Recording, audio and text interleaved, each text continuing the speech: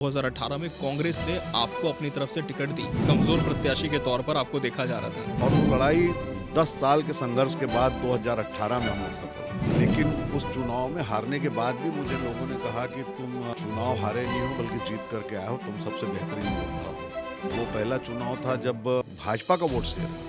जब आपका प्रदर्शन अच्छा ही था 2018 के विधानसभा चुनाव, लेकिन फिर क्या परिस्थिति हुई कि जब 2023 का विधानसभा चुनाव आया, दावेदारी आप तब भी कर रहे थे, लेकिन पार्टी ने आपको मौका नहीं दिया। चुनाव हारने के बाद मैं एक दिन भी घर में नहीं बैठा। मैं तो 100% मान के चलता था कि मुझे अवश्य का अवसर मिलेगा, लेकिन कुछ ऐसी फिजाएं धीरे धीरे उस दौरान अचानक परिवर्तित हुई। जब ये नतीजा आया 2023 विधानसभा चुनाव का, तब क्या किसी ने आपसे कहा कि यार अगर पार्टी ने तुम्हें मौका दिया होता तो शायद आज स्थिति कुछ और हो सकती थी? सबने, ये केवल 23 का ही नहीं, 24 का जो बाई इलेक्शन हुआ ये था, बल्कि भाजपा के अंदर भी ये चर्चा थी। क्या 2028 में फिर से दावेदारी करेंगे दक्षिण विधानसभा सीट के लिए? निश्चित रूप से जहाँ का नेता सबसे बड़ा नेता है। मेरा तो टारगेट है, देखिए कि मेरे को रायपुर दक्षिण, मैंने कई बार जो है उस बात को कहा है।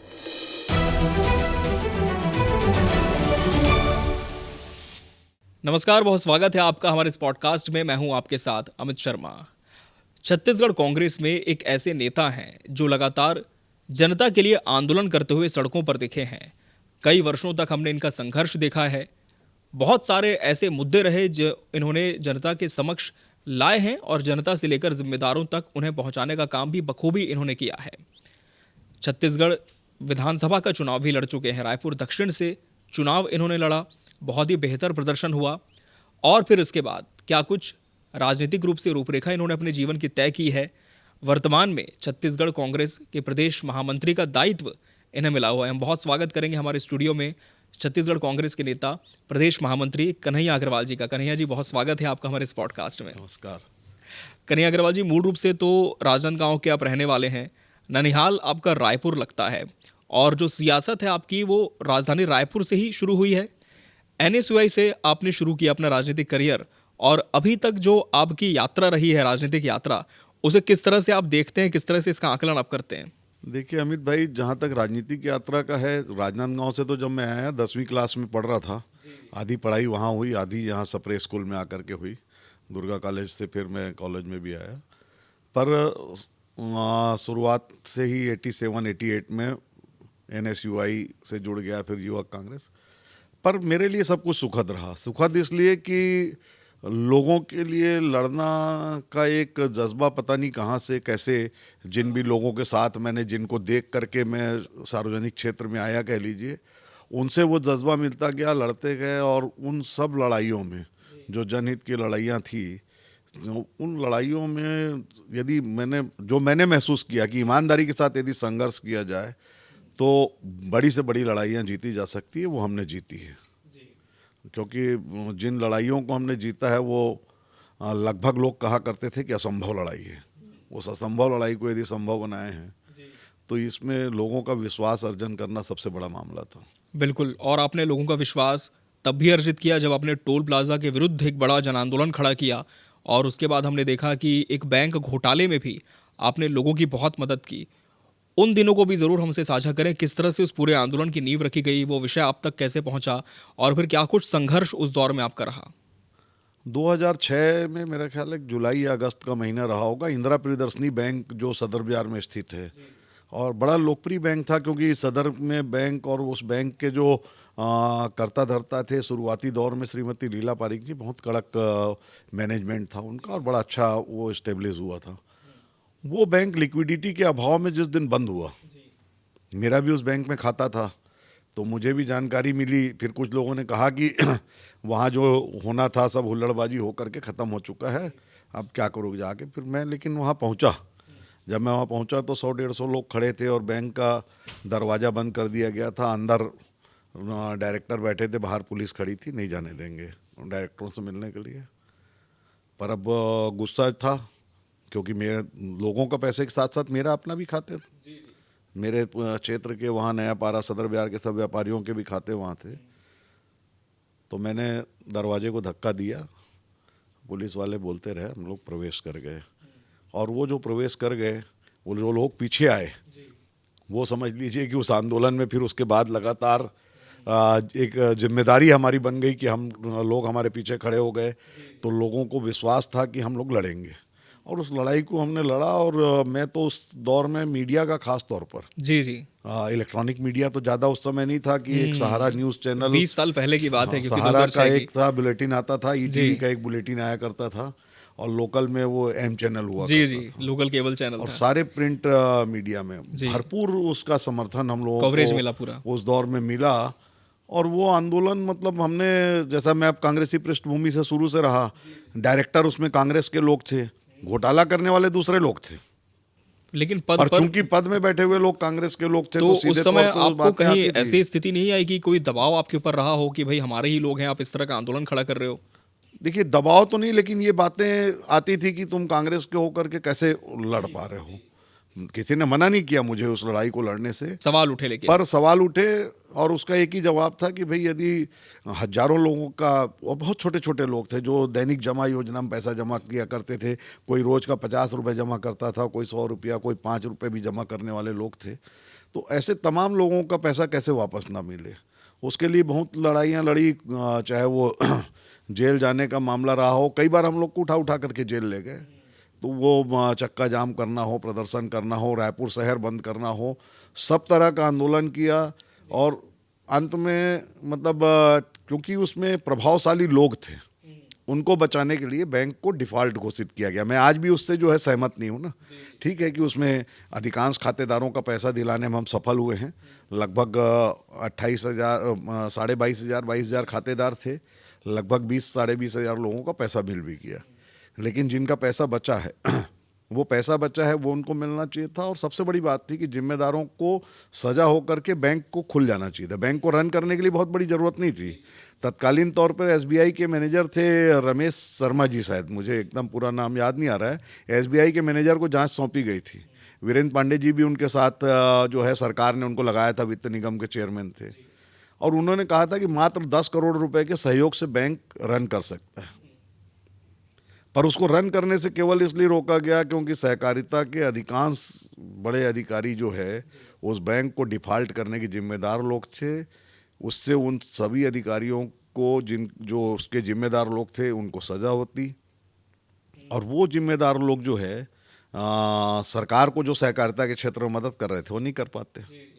तो ये इन प्रकार इन सब चीज़ों को देखते हुए बैंक को जो है इन लोगों ने दिवालिया घोषित करने का फैसला किया। वो तो बहुत अच्छा हुआ कि उस समय रजिस्ट्रार आए थे बिहार साहब कुछ दिनों के लिए।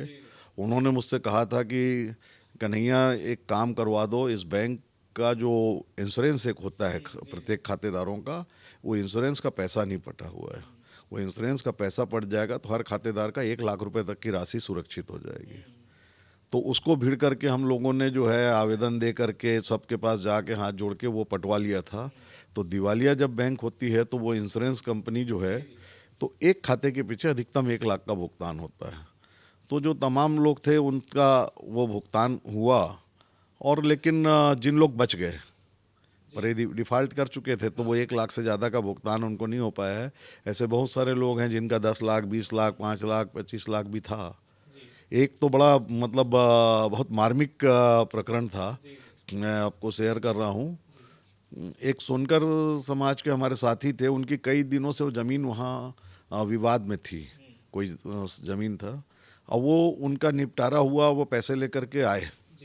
अभी हमारे बीच में वकील साहब नहीं है, झा साहब, उनके पास गए, बोले उनके शायद 50-60 लाख रुपए का मामला था। बोले का पैसा मैं नहीं रख सका हूँ वकील साहब, ते तोड़ तिर रख ले रहा। वकील साहब बोले कि भाई एक काम करते हैं, मैं बैंक मैनेजर से बात कर देता हूँ, तेरा तो अकाउंट है, वहाँ जमा करा देना। और वो शाम को बैंक बंद होने के बाद उन्होंने अमाउंट जमा करवाया, सुबह बैंक डिफ़ॉल्ट। ओहो। तो जिनका 50 साल से पैसा ज़मीन में अटका हुआ था, फिर वो जब अटका हुआ निकला तो यहाँ चला गया। तो इस तरह के बहुत सारे हुए, बहुत सारे लोग ऐसे भी रहे। मेरे को तो, मैं तो बोलता हूँ कि दुआएं बहुत मिली इसमें। जी जी जी। आपने ये वाला आंदोलन तो किया ही, टोल प्लाजा का भी आंदोलन था। उसके बाद आपको ये महसूस हुआ कन्हैया अग्रवाल जी की अब जनसेवा का दायरा और बढ़ाना है, तो कहीं ना कहीं कोई संवैधानिक पद मुझे मिलना चाहिए, कोई ऐसा पद होना चाहिए जिस पर रहकर मैं वृहद रूप से जनसेवा कर सकूं। फिर इसके ठीक 12 साल बाद हम देखते हैं छत्तीसगढ़ विधानसभा में चुनाव होने थे और 2018 में कांग्रेस ने आपको अपनी तरफ से टिकट दी। आपने अपराजित योद्धा कहे जाने वाले बृजमोहन अग्रवाल के विरुद्ध जाकर के चुनाव लड़ा। उस पूरे घटनाक्रम को साझा करें, किस तरह से टिकट आपको मिली और जब आप चुनाव लड़ रहे थे, क्या कुछ परिस्थितियां उस समय निर्मित हुई थी? देखिए, निश्चित रूप से आंदोलन करते करते ये बात तो समझ में आई कि आपको जो है पूरे चीज़ों को तय करने का काम जो है कार्यपालिका करती है, वहाँ हमारी कहीं भूमिका होनी चाहिए। तो उन्हीं दिनों जो है इस आंदोलन से आगे बढ़ते बढ़ते ही जो है चल रहा था कि मुझे कांग्रेस में व्यापार प्रकोष्ठ की फिर जिम्मेदारी मिली। शायद यही इसी वजह से मिली कि ये उस समय युवा अवस्था में अच्छा लड़ाई लड़ रहा है, इसको ऐसे लोगों को मौका देना चाहिए। तो कांग्रेस व्यापार प्रकोष्ठ की जिम्मेदारी मिली, हम लोग काम करते रहे। मैं तो टोल नाका का आंदोलन भी वैसे कहा जाता था कि फिर केंद्र सरकार का है टोल NH सड़क पर, हम लोग लड़े, लगातार लड़े। दिल्ली में जाकर के भी धरना प्रदर्शन किए, हाई कोर्ट, सुप्रीम कोर्ट, सब जगह गए। और मैं अकेला लड़ा नहीं था, पूरे शहर के लोग साथ थे, अलग अलग मौके पर अलग अलग लोग साथ रहे और सब ने मिलकर के वो लड़ाई लड़ी। और वो लड़ाई 10 साल के संघर्ष के बाद 2018 में हम लोग सफल हुए। इस बीच में कई प्रकार के जो है अलग अलग संघर्ष हम लोगों ने किए, जो चाहे व्यापारियों से जुड़ा मामला था, चाहे घरों के नियमितीकरण का मामला था, या और जो छोटे छोटे प्रत्येक मुद्दे, उनसे जो मैं कनेक्ट होता रहा। शायद वही एक बड़ा कारण बना कि मैं विधानसभा का जो है, मैंने जब मांगा टिकट तो लोग बोलते थे कि इसका तो कोई पृष्ठभूमि है नहीं, इसको टिकट नहीं मिली। आपका कोई गॉडफादर भी नहीं रहा है राजनीति में शायद? मेरे अपने परिवार के लोग मानते थे कि ठीक है, अपना कर रहा है, प्रयास करने दो, 2-4 महीने में थक करके बैठ जाएगा, इसको कौन टिकट देगा। अच्छा, पूरी तरह से विश्वास नहीं था, लेकिन टिकट मिल गई आपको हाँ, फिर? पर जो मैंने काम किए थे, शायद जो सर्वे जो कराया जाता है पार्टियों के द्वारा, तो अंततः जो है उस समय 2018 में मुझे कांग्रेस ने मुझ पर विश्वास व्यक्त किया और बड़ा अच्छा वो भी रहा, विश्वास व्यक्त किया उन्होंने। मैंने भी प्रयास किया कि उस विश्वास पर खरा उतरूं। अब तक का रायपुर दक्षिण हार होती है, लेकिन उस चुनाव में हारने के बाद भी मुझे लोगों ने कहा कि तुम चुनाव हारे नहीं हो, बल्कि जीत करके आए हो, तुम सबसे बेहतरीन योद्धा हो। आप सिर्फ 17,000 वोटों से हारे थे, लेकिन वोट शेयर कांग्रेस का बढ़ा था। वोट शेयर बढ़ा। वो पहला चुनाव था जब वोट शेयर कांग्रेस का बढ़ने के साथ साथ भाजपा का वोट शेयर घटा। जो एक लोगों में आम धारणा थी कि बृजमोहन अग्रवाल जो है केवल ऊपर जाता, वो पहला चुनाव उन्होंने जो 3,000 वोट के आसपास से जीता, उसके बाद वो हर चुनाव में उनका ग्राफ बढ़ता रहा था। बाकी लोग जो है कम होते गए थे, चाहे वो डॉक्टर रमन सिंह का भी मामला हो या राजेश मुणत जी रायपुर में भी थे, वो भी हर चुनाव में कम हुए हैं। लेकिन इनका वो था, और मुझे ऐसा कहा जाता था कि मेरी जमानत जब्त हो जाएगी, मैं 70,000 वोट से हारूंगा, 80,000 वोट से हारूंगा। एक खबर में तो चला भी था कि कांग्रेस ने सबसे मतलब गलत फैसला ले लिया है। कमजोर प्रत्याशी के तौर पर आपको देखा जा रहा था। लेकिन जो मेरी कनेक्टिविटी नीचे थी ज़मीन पर, जो छोटे से छोटे कार्यकर्ता के साथ हो कांग्रेस के या आम लोगों के साथ, जो है जो मेरी कनेक्टिविटी थी, जो मैंने लोगों के साथ मिल कर के लड़ाइयाँ लड़ी थी, लोगों के साथ मिल कर के संघर्ष किया था, तो वो सब लोग जो है उनके बीच में जो मेरे प्रति अपनापन था, वो अपनापन निकल कर के सामने आया। और इस बड़े जो सबसे बड़ा चुनाव कह सकते थे उसको, क्योंकि ऐसा माना जाता है कि 90 विधानसभाओं में पहला फैसला आएगा तो बृजमोहन के पक्ष में आएगा। उस जगह पर जो है लड़ाई को लड़ना एक बड़ा कठिन वो था। पर मेरे दोस्त यार का मामला हो, कांग्रेस पार्टी के हमारे जो छोटे से छोटा कार्यकर्ता हो, उन सब से जो अभूतपूर्व सहयोग, मैं तो कहता हूँ कि ऐसा सहयोग उसके बाद या उसके पहले मुझे नहीं लगता कि किसी को मिला होगा, जो सहयोग मेरे को कांग्रेस के छोटे से छोटे कार्यकर्ता के साथ अंतिम छोर पे जा कर के मिला है। और यही वजह रही कि मुझे जो है, जो हमारा 40, 42, 43 हज़ार में अटक जाता था, वो एक बड़ा अंतर मिला और भाजपा का वोट शेयर कम हुआ। पर वो चुनाव निश्चित रूप से बड़ा मतलब मेरे जीवन के लिए एक टर्निंग पॉइंट था। पहली बार जब पहला बूथ, जो पहले राउंड के जब नतीजे घोषित हुए, और पहले राउंड के नतीजे के साथ जैसे ही चला कि कन्हैया अग्रवाल आगे निकले, बृजमोहन अग्रवाल पीछे हो गए। कन्हैया अग्रवाल आगे निकले महत्वपूर्ण नहीं था।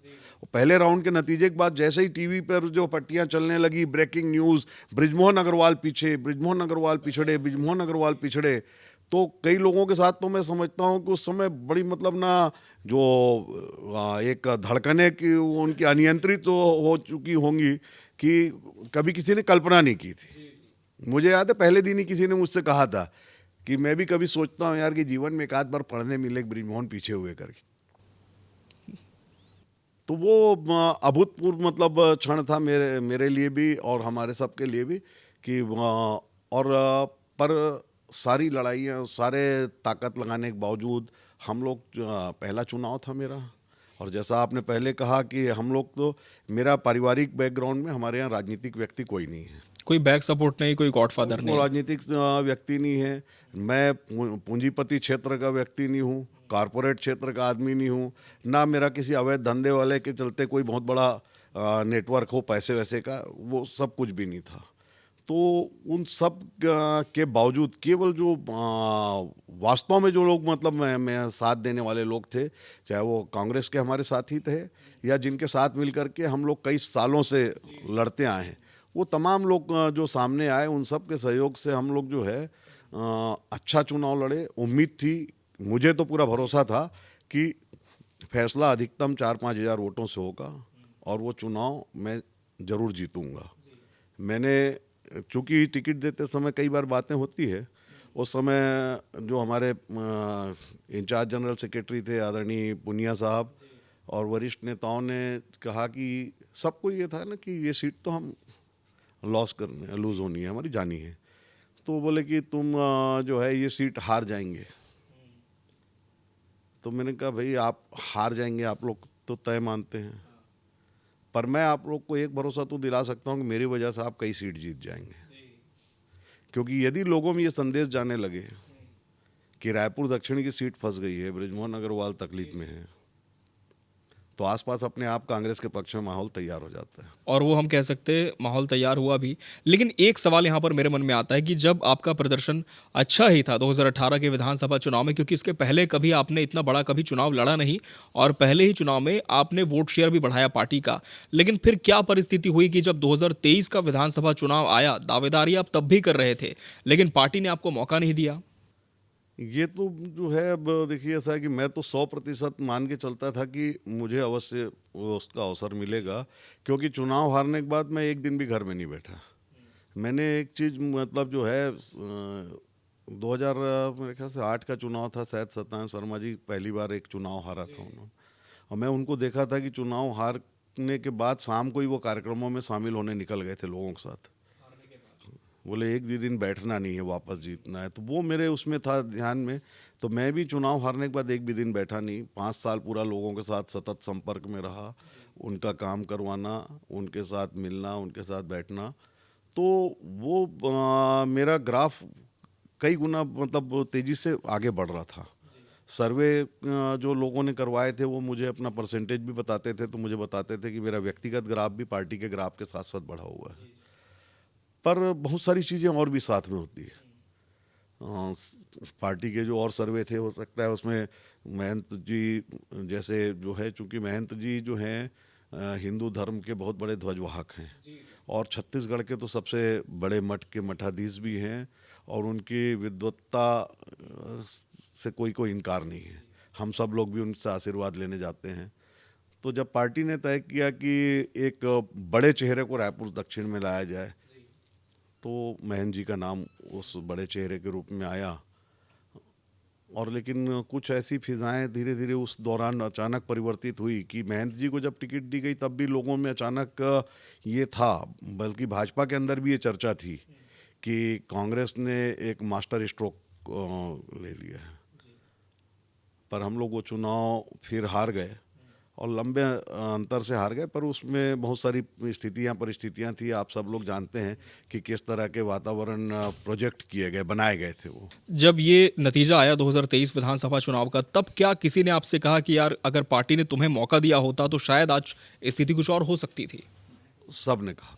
सब ने कहा ये केवल 23 का ही नहीं, 24 का जब बाई इलेक्शन हुआ, उस बाई इलेक्शन के बाद भी जो लोग, क्योंकि बाई इलेक्शन में तो तमाम बड़े नेताओं की ड्यूटी अलग अलग वार्डों में लगी हुई थी, एक एक वार्ड में 4 4 3 3 विधायक लगे थे, पूर्व विधायक लगे थे, पार्टी के सारे वरिष्ठ नेता थे।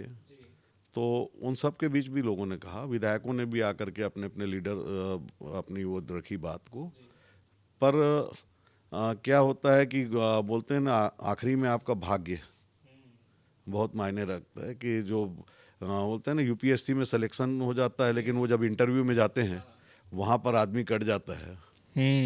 आखिरी पायदान पर जाकर फिर तो वहाँ इंटरव्यू लेने वाले का उस समय क्या मूड है, उस मूड में वो सेलेक्ट नहीं हो पाता है जो आदमी टॉपर की पोजीशन में रहता है। अभी क्या मूड समझ में आ रहा है? क्या 2028 में फिर से दावेदारी करेंगे दक्षिण विधानसभा सीट के लिए? निश्चित रूप से मेरा तो टारगेट है, देखिए कि मेरे को रायपुर दक्षिण, क्योंकि सबसे बदहाल यदि विधानसभा कोई है ना तो रायपुर दक्षिण विधानसभा है, और जहाँ का नेता सबसे बड़ा नेता है, लेकिन उस क्षेत्र में डेवलपमेंट के नाम पे कुछ नहीं है, शून्य है।